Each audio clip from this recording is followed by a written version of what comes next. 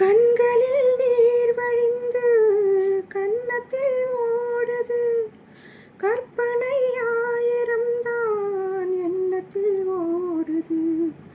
வானம்